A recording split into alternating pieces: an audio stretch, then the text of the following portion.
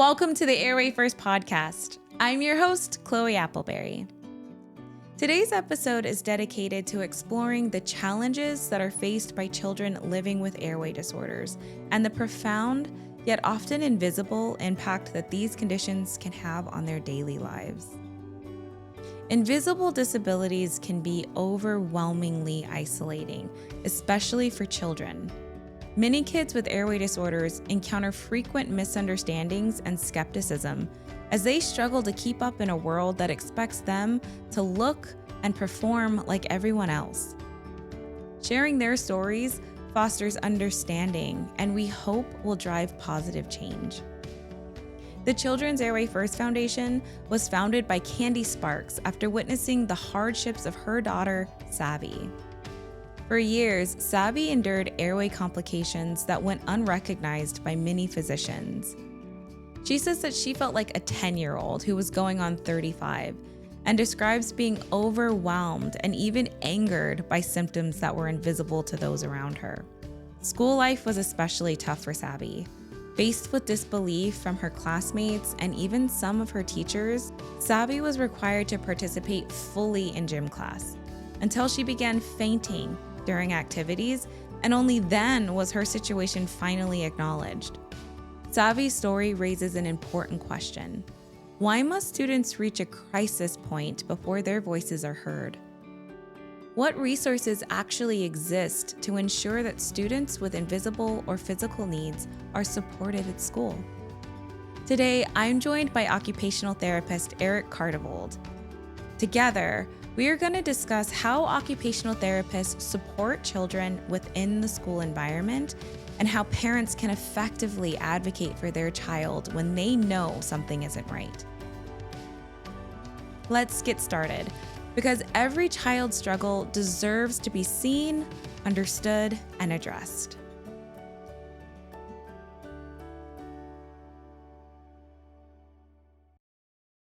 I'm here with Eric Kartevold. Eric is a dedicated and experienced occupational therapist with a strong commitment to supporting student success and well-being.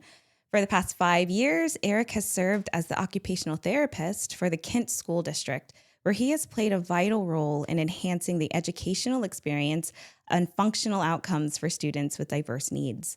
In addition to his work within the district, Eric is a current occupational therapy representative on the Behavioral Health Committee for Washington Educational Service Agencies. In this capacity, he collaborates with professionals across the state to advocate for integrated behavioral health services and to provide best practices in school-based occupational therapy. Eric's expertise, leadership, and collaborative spirit have made him a valued resource for both his colleagues and the broader educational community. His ongoing dedication ensures that students receive the comprehensive support they need to thrive academically, socially, and emotionally. Thank you so much for being with us, Eric. Thank you for having me. It was a very flattering introduction. Thank you so much. I tried. Can you explain to the audience who might not be familiar with occupational therapy, what is an occupational therapist? Absolutely. Oftentimes, occupational therapy is really kind of brought into this bigger kind of conversation of what is therapy. And oftentimes I go see my therapist, and that category can be really, really broad. And occupational therapy is really about that first word, occupation, is just about meaningful activities. So anything in your walk of life where you require this skill or this everyday activity in order to be functionally independent. Sometimes either you're born with something or something happens where you lose the ability to be independent and you lose the ability to be able to function in a way that we kind of take for granted. In occupational therapy, across many different settings, we have a very broad scope of practice. Really, its focus and its job is to kind of come in, figure out which one of those occupations and which one of those meaningful activities is at a dysfunction or is not at a skill level that's really where you want it to be or where we would like to have it to be. And we come in and we help in identifying what are the skills involved in being successful in that activity and how do we help you get from A to B. And whatever B is, that depends on the individual. It depends on why that skill is having a deficit. But yeah, we're there to help, and we're there to help in kind of any walk of life with any population. That's amazing. Okay. And so in what ways can an occupational therapist assist a child in school setting? School-based occupational therapy is really tends to be focused more on your fine motor, on your social emotional, on your sensory deficits, and I say deficit in that anytime a kiddo is in a school setting and they have they just kind of interact with the world differently, or there's a diagnosis that's involved that we know specifically that something's more challenging for them. Occupational therapy in the schools is there to support with handwriting, where if they might have functional needs with like hand strength or fine motor control, with sensory regulation and being able to tolerate a very loud, noisy, diverse classroom that has lots of things going on, lots of instability, just in like from their perspective as to how the world is coming at them. In addition to, some of those adaptive skills, which, adaptive meaning the ability to kind of manage independently, like their routine, what's expected of them throughout the day. What do they do when they first arrive at school? What do they do when they leave? Things like that. And that changes and evolves as the kiddo goes through, varying levels of schooling, from elementary school to middle school to high school. And then beyond that, with like job training and job focus, there's a little bit of time there afterwards as well. Awesome. What an amazing resource that is. And you've been doing that for 5 years. Yeah, apparently. It's been a blast. That's really cool. Definitely enjoy it. That's awesome. So how does a parent go about securing an occupational therapist for their child? And are there any challenges associated with securing one? Yeah, absolutely. There are multiple laws on a federal level that are involved with how you go about getting your kiddo services in a school. And occupational therapy is one of those services. But the way occupational therapy falls under that service umbrella is through what's called an individualized education plan, or an IEP. Okay. Oftentimes within schools, there's the running joke, it's called alphabet soup. There's so many acronyms, there's so many different, terminology that gets thrown at you, Yes. that if you're in it all the time, it can be really easy to be like, oh, I know what all this is. But if you're a parent coming in, it can be really challenging to understand, what is this document? How does this document live? Do I have to do this again and again? Like, what does all of that look like? And within schools, you really want to advocate for, is my kiddo is there a disability? Is that disability impacting my kiddo's ability to access academics? And one of the biggest challenges with getting services in schools is that subtle distinction right there. Is that sometimes you can have a kiddo where you're like, I know my kiddo needs help with X, with Y. And maybe that's not necessarily untrue, but in the school system, we really are kind of beholden to, is it impacting their academics? And so that's where sometimes there can be some friction, or as you mentioned, some difficulty, because at school, the team may see, hey, their grades are great. They have lots of friends. We have all these things that we think are positive, that they think they're progressing, they're growing, they're doing good.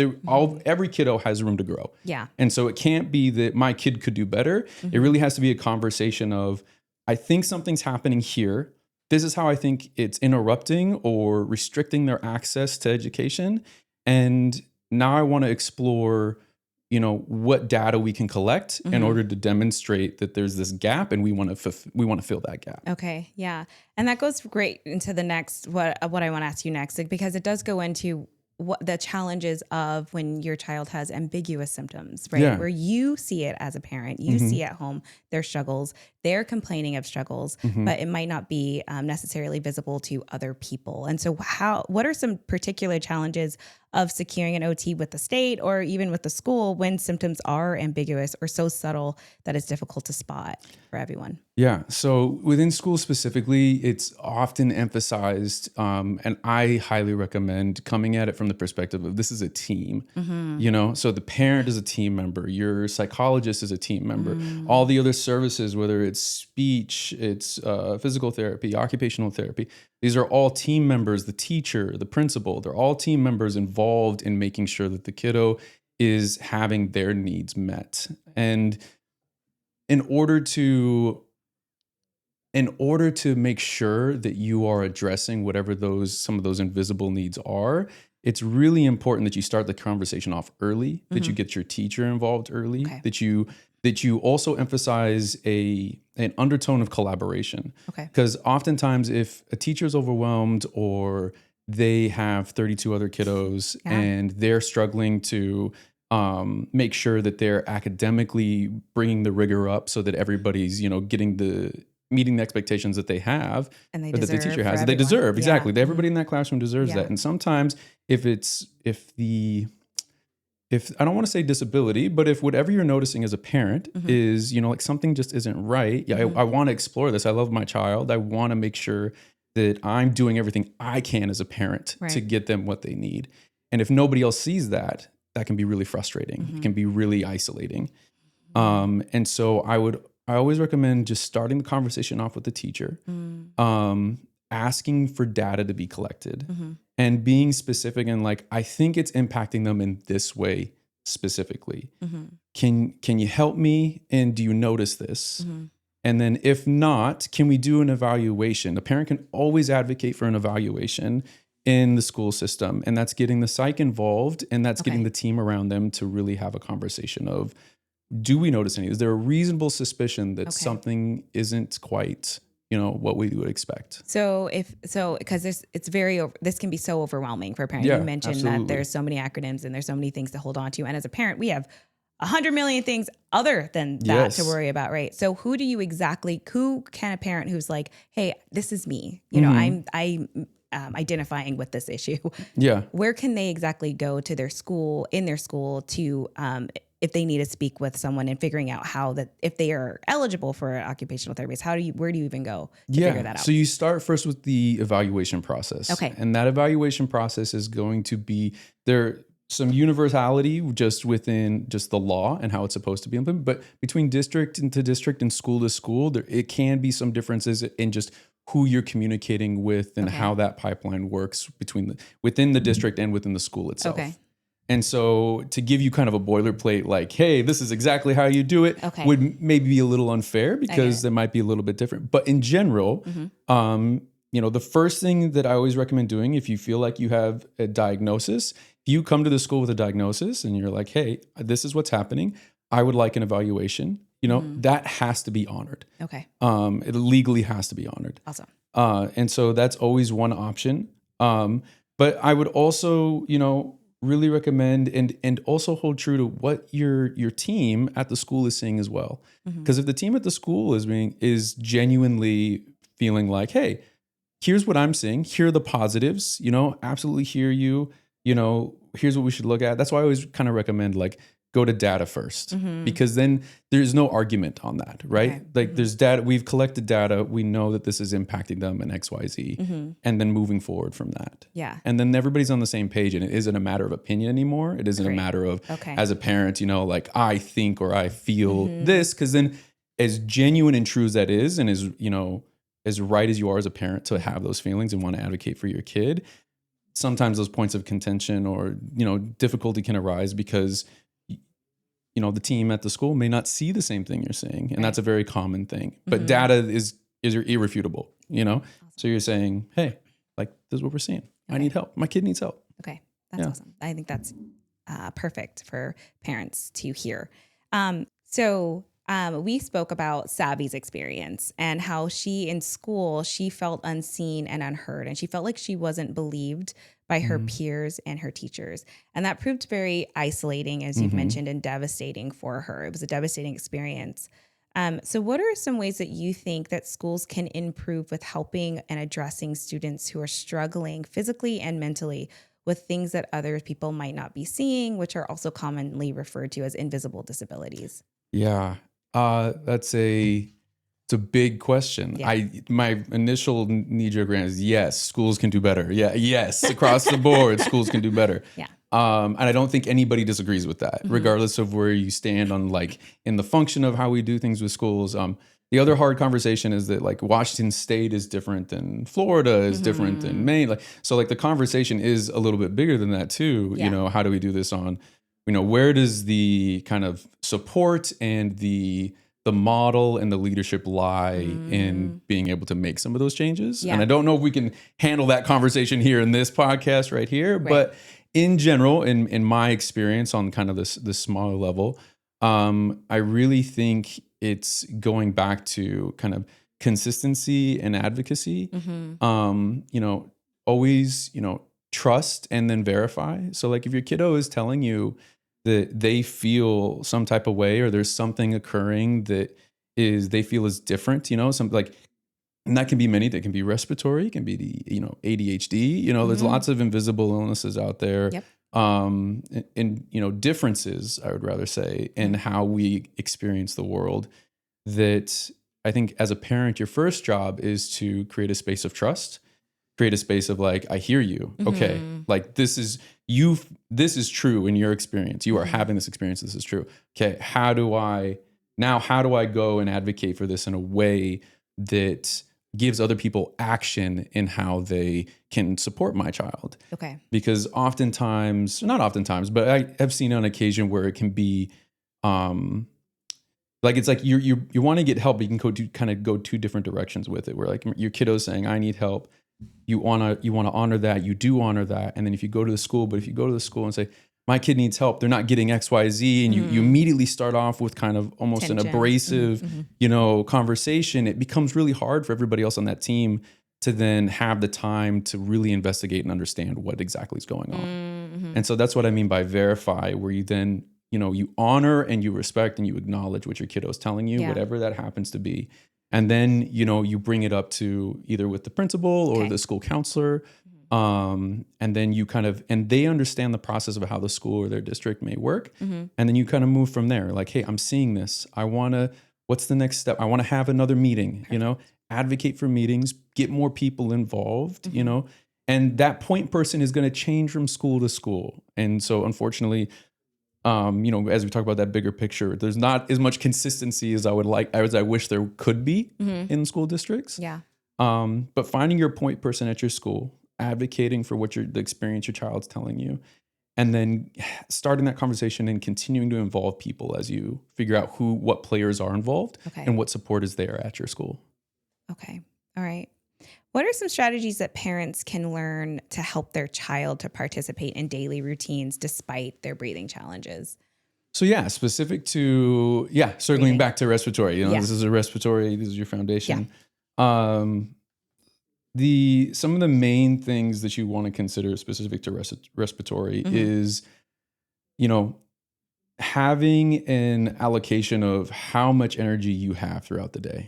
So, you know, you can call them whatever you want, but basically units of energy, and you can only spend so much during a day. And it's really about you figuring out what is the max number of units of energy you can spend, and then figuring out how much does it cost for me to do action A, you know, whether that's, you know, getting up, making the bed, or, you know, going to this activity or doing this fun thing with my friends. How much energy does that cost me? And then being very conscious and, you know, very forward thinking, and then like, okay, that's 5 units. I only have 20 units to spend today. This is going to take me 5, and then not pushing yourself in that, and just being very honest about what you can do. I think as a parent, especially with younger kiddos, if this is something that you suspect is going on, or you have a physician helping you and working with you in order to kind of help, you know, figure out what's the best way to move forward with some of these differences and challenges, I think that's the first place you go, is you advocate for your kiddo. Like, hey, here's our plan for the day. You know, we got this, and this, and that's what we're doing, you know, and that's okay. And being able to be kind of their steward and how they manage that. And as they age, then you start handing those keys over to them. You know, you're saying, okay, you know how much you can do. You know, we have 20 units to work with today. How many units does that, you know, well, last time you did it, that completely drained you, and we can't do that again. And then that if you then push past that, that's when some of those difficulties then arise, where then you don't have the energy, or you don't have maybe the mental fortitude or bandwidth in order to really be the most effective version of yourself that you want to be. Yeah. And then create some of those frictions and challenges that then spiral into other things, you know? Yeah. So it can be challenging, but I would always start with there, you know, how much time do we have? Yeah. How do we advocate for that? And how do you give that ownership to the kiddo? Yeah. And what you just said made me think of how important do you think it is to celebrate those wins when they do succeed in what they had planned out to do? Absolutely. Celebrating, it's really, it's really easy to get stuck on the negative, and we are hardwired as just humans to really focus on the negative. And there was, I can't remember the exact quote, but it's about every it takes about 5 positive statements to counteract one negative statement. And we hear those things and we think about them in like some YouTube short or TikTok thing about like self-help stuff. But some of those principles apply to us psychologically just in the moment as well. And for as we grow up with our kids as well. And that you have to be cognizant of, okay, how do I make sure your cup is full? How do I make sure that some of those internal negative thoughts or maybe even external negative comments that may not meant to be negative, but were received that way, how do we make sure that scale is balanced? So I absolutely celebrate every positive success. Awesome. Very important. In closing, Eric, what is one message that you want to get across to parents who are listening who might find themselves in this situation? My number one thing, we're all on a team. I think and even if you feel like there's conflict or there's friction in the team that you currently have, so much more can be done, and so much more can be done quickly when you're able to facilitate a collaboration with those that are a part of your kiddo's growth and a part of the team surrounding your kiddo's ability to become a mature, functioning adult in society. And so as much as you can find those people and find ways to really communicate and get them on board. And absolutely there can be sticking points, but I can't say enough for the more you can create a team that feels like, hey, we're in this together. We all understand what we're trying to work for here. And the more specific you can be about that and the more data you can have behind that, the better experience and the more functional and helpful it'll be for the kiddo. Because that's ultimately what it's for. We're all there for the kiddo. That's the entire purpose of the entire service, the entire, function of everything in that scope. So we're on a team, be on the same team, and invite them to do that. Because sometimes it can be, sometimes you have to be the first person to reach that hand out and be like, I need you on my team. I need you helping me help my kiddo because I don't have the expertise to help my kiddo. And I need your help, and being able to, I think coming from that first is really an important place and not always an easy place because you're also frustrated as a parent or exasperated or exhausted from, seeing something that you don't know how to help your kiddo with. Thank you so much, Eric, for being here today. And thank you so much for what you do in the community and in your school district. I know that they value you so much. So thank you so much and I know that what you've said today is really going to help a lot of people who are struggling. So thanks so much for being here. I appreciate being helpful. Thank you for joining us on this episode of Airway First. If you notice any signs of an airway disorder in your child or in a child that you know, do not hesitate to reach out to your pediatrician for guidance and support. For more information and helpful resources, be sure to check out our website at children'sairwayfirst.org. Also, please stay connected with us on our social media platforms, Instagram, Facebook, and YouTube. Our Instagram and Facebook handle is at Children's Airway First, and check out our weekly blog posts. A special thank you to all the occupational therapists out there who are making such an impact in the lives of others and helping them to reach their fullest potential. Also, thank you so much to Eric for joining us today. We appreciate your continued support. If you enjoyed this episode, please do not forget to like and subscribe. Thank you again for watching, and we'll see you next time. Until then, take a deep breath, stay informed, and stay inspired. Bye, guys.